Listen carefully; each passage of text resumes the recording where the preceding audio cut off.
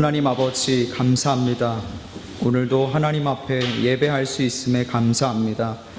하나님, 지금 처해 있는 우리의 현실 속에서 예배가 얼마나 소중한지, 하나님 앞에 나와서 찬양과 기도로 하나님을 만나는 것이 얼마나 귀한 것인지를 뼈저리게 느끼고 깨닫는 시점입니다. 하나님, 우리가 다시 한번 이 기회를 통하여 쇄신하게 하시고 하나님 앞에 다시 세워질 수 있는 귀한 시간들로 함께하여 주시옵소서. 이 시간 말씀이 선포될 때 하나님의 은혜가 나타나게 하시고 듣는 모든 자들이 하나님의 말씀 속에서 깨달음을 얻고 또 삶에서 하나님의 말씀에 순종할 수 있도록 은혜를 더하여 주시옵소서. 감사드리며 예수님의 이름으로 기도합니다. 아멘. 우리 하나님의 말씀 갈라디아서 2장 20절 갈라디아서 2장 20절 한 절을 한 목소리로 읽겠습니다. 갈라디아서 2장 20절입니다. 함께 읽겠습니다. 시작. 내가 그리스도와 함께 십자가에 못 박혔나니 그런즉 이제는 내가 사는 것이 아니요 오직 내 안에 그리스도께서 사시는 것이라. 이제 내가 육체 가운데 사는 것은 나를 사랑하사 나를 위하여 자기 자신을 버리신 하나님의 아들을 믿는 믿음 안에서 사는 것이라. 아멘. 말씀을 나누기에 앞서서 설교의 진행에 있어 간략하게 말씀을 드리자면 갈라디아서 전체의 구조나 배경 그리고 본문이 속해 있는 2장의 구체적인 설명은 생략을 하고 오늘은 20절 한 절에 집중하면서 오늘 제목에 담겨 있는 키워드를 중심으로 말씀이 진행된다는 것을 알려드립니다. 혹시 여러분 가운데 지금껏 살면서 죽음에 대해 생각해 보신 적이 있습니까? 죽음은 무엇이라고 생각하십니까? 도대체 이 삶이 끝나면 우리는 어떻게 될까요? 숨이 멎으면 과연 모든 것이 끝날까요? 죽음 너머의 세상에 대해 여러분은 어떤 생각들을 가지고 계신가요? 현대의 무신론자들이나 저명한 과학자들은 사후세계에 관해서 부정하는 주장들을 내세워서 세상을 혼란에 빠뜨리고 논란의 중심이 되기도 합니다. 그들이 주장하는 것처럼 죽음은 삶의 단절일까요? 쉽게 말해 인간은 죽으면 완전히 소멸하고 마는 걸까요? 캠브리지 대학교의 명예 교수이자 물리학자였던 고 스티븐 호킹 박사는 2010년 4월에 영국의 일간지인 가디언과의 인터뷰에서 사후세계 혹은 천국 혹은 지옥과 같은 이런 사후세계에 대해 부정하는 발언을 함으로 세상에 충격을 주었습니다. 그는 이렇게 이야기합니다. 천국이나 사후세계는 실제하지 않는다. 천국이나 사후세계가 우리를 기다리고 있다는 믿음은 죽음을 두려워하는 사람들을 위한 동화일 뿐이다. 마지막 순간 우리의 뇌가 깜빡거림을 멈추면 그 후엔 아무것도 없다. 뇌는 부속품이 고장나면 작동을 멈추는 컴퓨터와 같다. 고장난 컴퓨터를 위해 마련된 천국이나 사후세계는 존재하지 않는다. 우리로서는 이 말이 어느 천재 과학자가 너무 똑똑해서 결국엔 미친 궤변을 늘어놓는 것이다, 이렇게 생각할지 모르겠지만 실제로 이 세상에는 일반인들 가운데 특히나 무신론자들 가운데는 이런 생각을 가지고 살아가는 사람들이 굉장히 많습니다. 그렇다면 그리스도인들이 우리에게 주어진 성경, 하나님께서 우리에게 가르쳐 주시는 말씀 속에는 과연 어떠한 내용이 담겨져 있는가? 그것을 알아야겠죠. 죽음에 대해 아주 분명하게 이야기하고 있을 뿐만 아니라 그 이후에 있을 천국과 지옥에 대해서도 언급하고 있습니다. 죽음으로 모든 게 끝난다면 우리는 지금 하나님 말씀 들을 시간에 차라리 인생을 흥청망청 자기 멋대로 사는 편을 택하는 것이 좋을지도 모르겠습니다. 성경은 죽음이 끝이 아니라 그 이후의 과정을 아주 놀랍게 그려주고 있습니다. 이 너무나도 허무하게 느껴지고 아무런 힘이 없어 보이는, 또한 그 어떤 것도 할 수 없을 것 같은 이 죽음이라는 것을 통해서 하나님께서는 어떻게 역사하시는지를 우리들에게 보여주고 있습니다. 이 시간 짧은 한 절의 말씀이지만 이 갈라디아서 2장 20절의 말씀을 통해서 우리 모두가 하나님의 진리를 깨닫는 은혜가 있기를 소망합니다. 예수 그리스도를 믿는 믿음을 통해 변화된 바울은 자신의 삶의 모습을 이 갈라디아서 2장 20절에 함축적으로 매우 명확하게 표현해주고 있습니다. 이제 그는 예수 그리스도의 죽음 안에서 그리스도와 연합했고 세상의 가치를 두던 이전 생활은 종식, 끝났음을 선언하고 있습니다. 왜냐하면 더 이상 내 인생은 내 것이 아니라 내 안에 거하시는 예수 그리스도께서 내 인생의 주체가 되셨기 때문입니다. 죽음, 그것은 곧 복음입니다.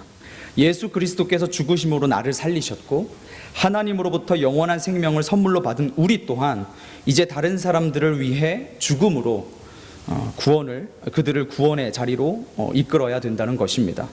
바울이 한평생 그토록 외쳐댔던 메시지의 핵심, 그것은 바로 예수 그리스도였습니다. 예수님께서 우리를 대신해 지신 십자가와 우리를 위한 그분의 죽으심이었습니다. 왜냐하면 그것만이 우리를 죄와 사망으로부터 자유롭게 하며 영원한 생명을 줄 수 있기 때문입니다. 그분의 죽음이 우리에게 생명이 된다는 너무나도 기쁜 소식이었습니다. 내가 죽어야 하는데 내 대신 예수 그리스도께서 죽으심으로 나는 영원한 생명을 얻게 된다는 놀라운 복음이 선포됐던 것입니다. 십자가는 사형틀이었기 때문에 그곳에 매달려 있다는 것의 의미는 죽어야 된다는 겁니다. 십자가에 달린 사람들은 모두 죽어야만 했습니다. 예수님께서는 제자들에게 말씀하신 것처럼 몸소 한 알의 밀이 되어 죽으심으로 수많은 자들에게 생명을 주셨고 구원의 열매를 거두셨습니다. 요한복음 12장 24절에 내가 진실로 진실로 너희에게 이르노니 한 알의 밀이 땅에 떨어져 죽지 아니하면 한 알 그대로 있고 죽으면 많은 열매를 맺느니라. 이 말씀처럼 예수님은 우리를 위해 죽으셨습니다. 예수님께서는 십자가에 달리시기 전에 제자들을 향하여서 줄곧 이렇게 말씀하셨습니다. 나를 따라오려거든 자기 십자가를 지고 나를 따를 것이니라. 여기에 자기 십자가를 지라는 예수님의 명령이 있습니다. 자기 십자가를 지라. 우리는 이 말씀을 제자도에 대해 공부하면서 또는 훈련받으면서 너무 중요하게 여기는 말씀이기도 하고 암송도 많이 합니다. 제가 신학교에 처음 입학했을 때 굉장히 열심히 외웠던 말씀 중에 하나이기도 합니다. 깊이 생각해보지 않으면 매우 멋있게 들리기도 합니다. 그래서 제가 열심히 외웠던 것 같아요. 자기 십자가를 지라. 예수님을 따르려거든 자기 십자가를 지라. 그런데 실상은 굉장히 무서운 말씀이에요. 왜냐하면 예수님이 제자들에게 죽으라는 이야기거든요. 그러면서 제가 제 자신을 돌아보기 시작했습니다. 나는 어떤가? 십자가를 지고 있는 것이 아니라 먼 발치에서 예수님이 지신 십자가를 바라보고 있는 것은 아닐까? 그래서 십자가를 예수님의 것으로, 예수님만의 전유물로 여기고 있지는 않은가? 예수님께서 달려 죽으셔야 하는 십자가로만 이해하고 있지는 않은가? 사실 이건 말도 안 되는 소리죠. 예수님 홀로 십자가에 달려 죽으시지 않습니다. 그러면 큰일 납니다. 그런 생각에 사로잡혀 있다면 당장 떨쳐버려야 합니다. 주님의 십자가에 저와 여러분의 병든 옛 자아도 함께 못 박혀야 하는 것이죠. 주님께서 달리신 그 십자가가 이제 저와 여러분의 것이 되어야 한다는 것입니다. 저는 한국교회 초기의 그 신앙의 선배들의 순수함이 참 부럽습니다. 네가 그 시대에 살아보지도 않았는데 그걸 어찌 아느냐 이렇게 물으실 수도 있겠는데요. 신앙의 선배들의 모습을 확인할 수 있는 방법은 매우 간단합니다. 기독교 역사, 서적들과 또 자료들을 통해서 충분히 우리가 접할 수 있는 내용들입니다. 여러분 가운데는 한국교회사에 흥미가 있으셔서 공부하신 분이 계실 수도 있는데 한국 선교의 역사는 다른 나라들과 사뭇 달랐습니다. 보통은 선교사들이 들어가서 이제 터를 닦죠. 이제 여러 가지 할 일들이 처음에 많지 않습니까? 터를 닦으면서 이제 성경을 번역하는 일들을 많이 하게 됩니다. 선교사님들이. 왜냐면 그 모국어로 성경을 말씀을 전해야 효과가 있으니까요. 말도 통하지 않고 성경 번역을 이제 하게 되는데 한국 교회에는 선교사들이 들어오기 전에 이미 만주와 일본에서 성경이 번역되고 있었어요. 그래서 선교사들이 이제 한국에 들어올 때 그 성경들을 가지고 들어가게 되는데 아펜젤러랑 언더우드 선교사가 조선에 첫 발을 디뎠을 때 그들은 조선 땅에는 아직 그리스도인이 없다고 생각을 했어요. 그러니까 자신들이 들어가면서 우리가 처음 조선 땅에 발을 디디는 그리스도인이야 이렇게 생각을 하고 들어갔는데요. 이미 그 당시에는 그들의 생각과 다르게 황해도 소래라는 곳에 존 로스 선교사가 들어와 있었고, 그 선교사에게 영향을 받았던 서상윤이나 서경조 같은 형제들이 교회를 세웠어요. 한국 최초의 교회입니다. 그런데 그 당시에는 이제 목사님들이 아직 안 계셨기 때문에 자생적 세례도 받지 않은 사람들이 모여서 이루어진 자생적 기도 공동체였습니다.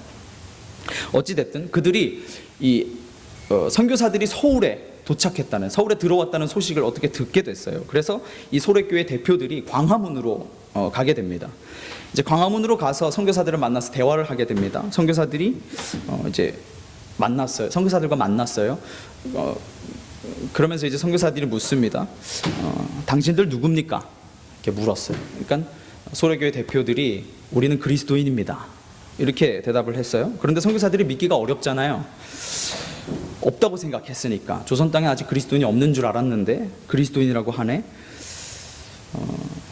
본인들이 기독교인이라고 자칭하는 사람들이 찾아와서 굉장히 당황스러웠습니다. 그래서 한 가지 묻습니다. 당신네가 기독교인이라는 것을 우리가 어떻게 합니까? 한마디로 증거를 한번 보여달라 이거죠. 그랬더니 소래교회 대표들이 모여가지고 자기들끼리 뭉쳐가지고 수근수근 하더니 하나 둘 셋 하더니 등짝을 쫙 벗어요. 이렇게 위통을 탁 까는 거예요. 선교사들이 깜짝 놀라가지고 이게 뭐요? 하고 물었더니 등에 줄로 나무 십자가를 조그맣게 조각을 해가지고 메고 있는 거예요. 조선의 그리스도인들이. 그러니까 도대체 이걸 왜 이렇게 하고 다니냐 이렇게 물으니까, 아니 우리가 성경을 읽다 보니까 예수님께서 나를 따르려거든 자기를 부인하고 자기 십자가를 지고 따라오라 라는 표현이 있어서 우리가 그렇게 했다라는 거죠.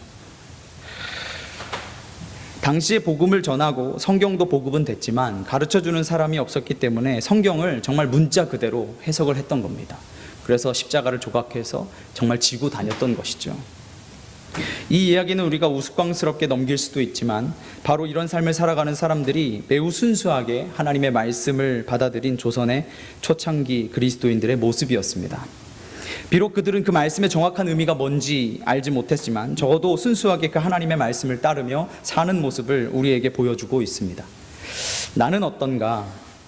그 당시 사람들보다 하나님의 말씀에 대한 훨씬 더 많은 지식과 학식을 가지고 있고 매우 전문적이고 다양한 정보와 자료들을 접할 수 있는 시대에 살고 있고, 또 매일 훌륭한 목사님들의 설교를 들을 수 있는 기회가 제공되고 있음에도 불구하고 정말 말씀의 홍수 시대에 살고 있음에도 불구하고 나는 조선의 초창기 그리스도인들이 보여주었던, 우리 믿음의 선배들이 걸어갔던 그 모습을 발톱만큼이라도 쫓아갈 수 있을까? 우리는 지금 우리보다 앞서가신 믿음의 어른들의 이야기를 들으면서 속으로 이런 생각을 할지 모르겠습니다. 참 순수하셨다. 아이고 귀여우셔라. 어떻게 그 말씀이 그렇게 진짜 십자가를 조각해가지고 등에다가 메고 다닐까, 불편하게. 그렇게 생각할지 모르겠습니다. 그런데 저는 그런 생각을 했어요. 내가 그런 생각으로 그 선배들의 모습을 평가할 때 그 선배들이 지금 내 신앙의 꼬라지를 보면 그분들은 이제 수염을 기르셨을 테니까 수염을 쓰다듬으시면 허허 하고 너털 웃음을 짓지는 않으실까. 참 부끄럽더라고요. 그분들이 보여줬던 그 하나님 말씀에 대한 순수함과 예수님의 가르침에 대한 순종, 그것이 상실된 저의 모습을 바라보면서 제가 웃을 수가 없었습니다. 예수님께서 지신 십자가에는 절대로 예수님만 못 박히신 것이 아닙니다. 나도 같이 못 박혔습니다. 갈라디아서 2장 20절의 말씀은 이 진리를 선언하고 있습니다. NIV 성경에 보니까 I have been crucified with Christ. 여기에 사용된 문법이요, 우리에겐 너무나도 익숙한데요, have been pp입니다. 그러니까 현재 완료 수동태가 쓰였어요. 나라는 주어가 과거의 어느 한 시점에 발생한 사건이 지금까지, 현재까지 계속 영향을 미치고 있는 거예요. 그러니까 I have been crucified. 예수님이 십자가에 희생된, 예수님이 십자가에 달려 죽으신 그 사건이 과거에 일어난 일인데 그 사건이 지금까지도 내게 영향을 미치고 있다는 것이죠. 이것은 영어 성경뿐만이 아니라 헬라어 성경, 원어 성경에도 똑같은 문법이 사용되고 있어요. 과거에 일어난 한 사건의 결과의 영향력이 현재 내 삶에도 미치고 있는. 문법 이야기하면 갑자기 머리가 아픈데 차치하고요. 한마디로 요약해서 나는 주님과 함께 죽었다는 거예요.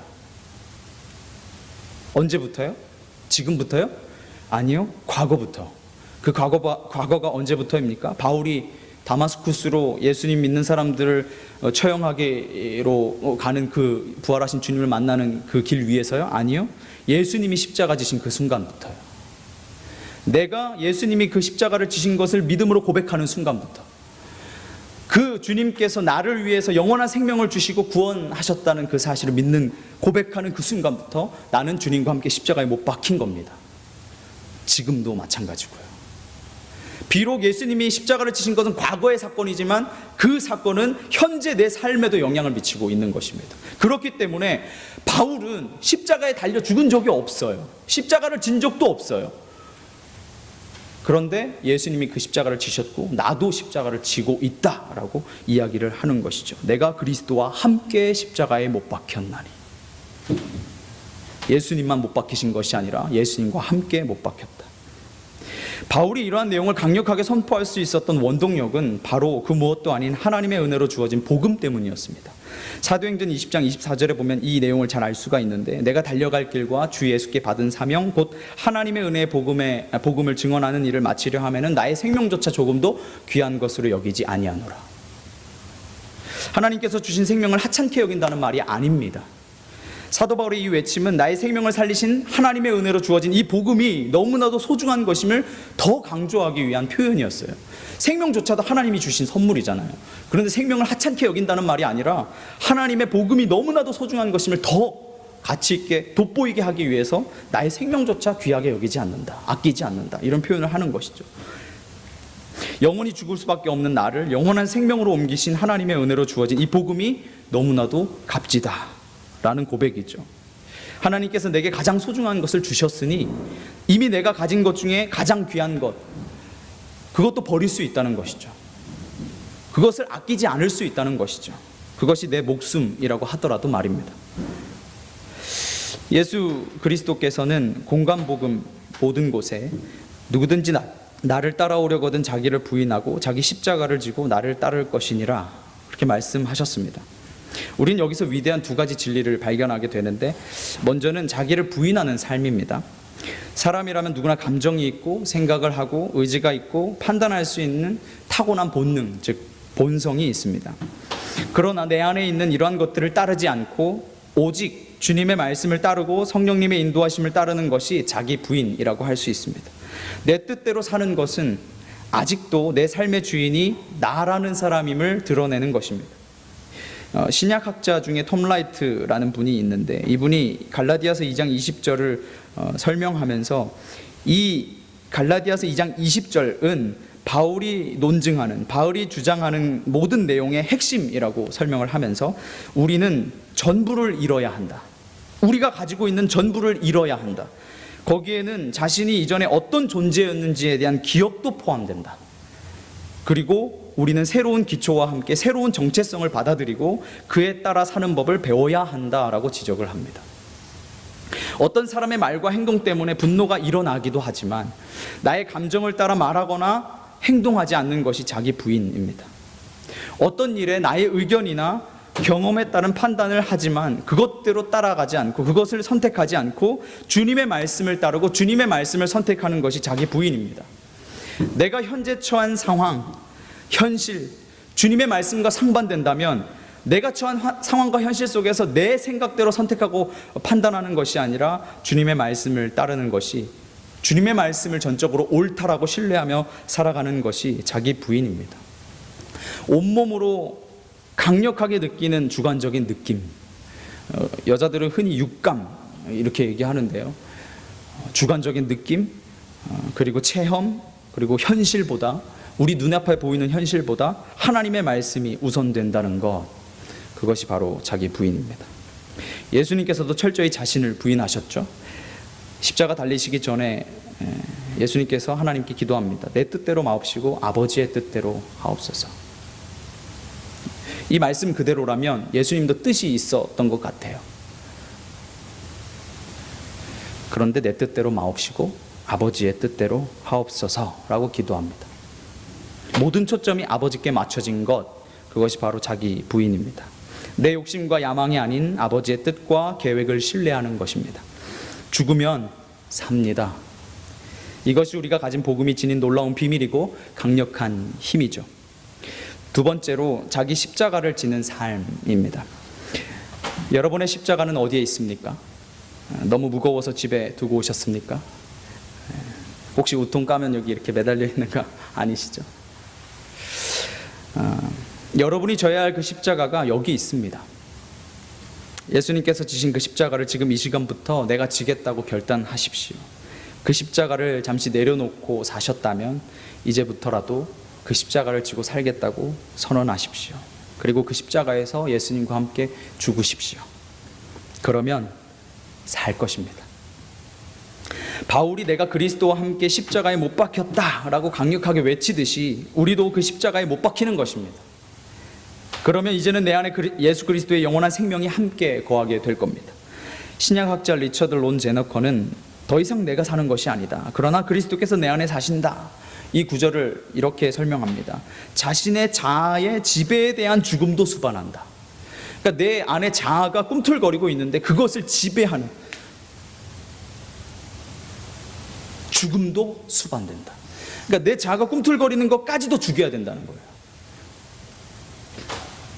그러면서 여기에서 내가 사는 것이 아니다 라고 했는데, 여기에서 내가 라는 단어가 나중에 갈라디아서 5장에 가면 육체라는 단어가 계속 반복이 되거든요. 육체 이렇게 반복이 되면서 나오는데, 이 내가 라는 단어가 육체라는 단어와 유사하다, 비슷하다 이렇게 설명을 하면서 성령의 지배와 반대되는 개념으로 설명을 하고 있습니다.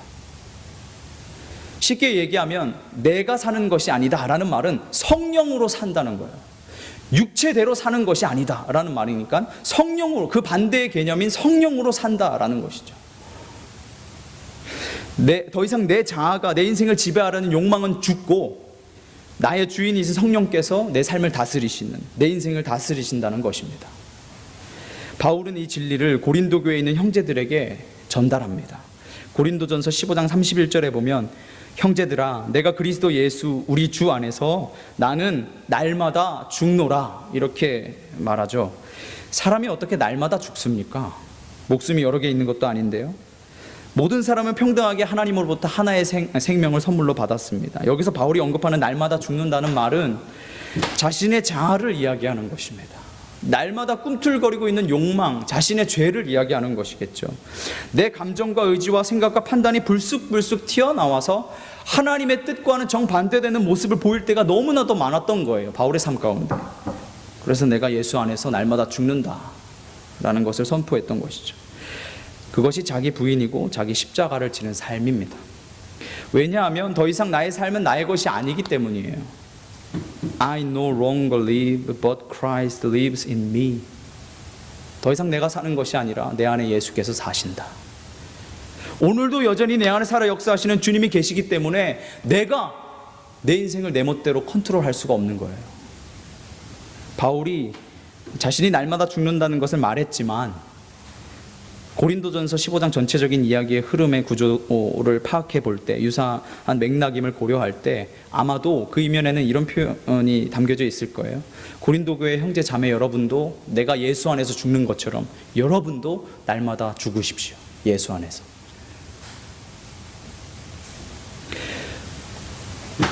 우리는 반드시 죽어야만 다시 살 수 있습니다. 바리새인 중에 유대인의 지도자였던 니고데모라는 자가 밤중에 예수님께 찾아왔습니다. 그에게 예수님은 사람이 거듭나지 않으면 하나님의 나라를 볼 수 없다라고 말씀하셨어요. 니고데모가 아니 사람이 늙으면 어떻게 다시 납니까? 두 번째 어머니 뱃속으로 들어가서 다시 태어납니까? 반문을 해요. 그에 대한 답으로 사람이 물과 성령으로 나지 않으면 하나님의 나라를 볼 수 없다라고 예수님이 다시 한번 말씀하세요. 게임기처럼 동전 하나 다시 넣는다고 해서 목숨이 늘어나는 게 아니죠. 이 말씀은 죽고 우리가 죽었는데 다시 생명을 얻어서 태어날 수 있다, 이런 말씀이 아닙니다. 이런 일은 전혀 일어날 수가 없어요. 또한 니고데모의 질문처럼 우리는 다시 어머니 뱃속으로 들어갈 수도 없는 노릇이에요. 그럼 어떻게 할까? 바로 예수님의 말씀 속에 해답이 있습니다. 물과 성령으로 나지 아니하면. 물이라는 것은 세례를 의미하겠죠. 세례는 우리 그리스도인들이 이 세례라는 의식을 통해서 교회적으로 공식적으로 그리스도 안에서 옛사람이 죽었음을 선언하는 것입니다. 많은 성도들 앞에서 또 하나님 앞에서 그 물로서 씻음 받는 것이죠. 그래서 우리는 그것에서 죽음을 경험합니다. 옛사람의 죽음. 그리고 성령으로 나지 아니하면, 이 말씀은 성령의 역사일 텐데, 이것이 우리 내면을 치유하고 우리의 심령을 치유하고 회복하게 되는 것을 경험하는 것이죠. 그래서 물과 성령으로 나지 아니하면 이런 일은 가능할 수 없다라는 것입니다. 이 두 가지 사건, 세례와 성령의 사건을 통하여서 우리는 전 인격이 죽게 됩니다. 하나님 앞에서, 성도들 앞에서. 우리는 이것을 거듭남이라고 말하고, 우리는 흔히 이것을 나의 옛사람이 죽고 새 사람으로 거듭났다라고 이야기하죠. 그것은 누구를 통해서만 가능하냐면 오직 예수 그리스도를 통해서만 가능합니다. 마지막으로 묻고 말씀을 맺겠습니다. 정말로 여러분은 그리스도와 함께 십자가에 못 박혀 죽으셨습니까?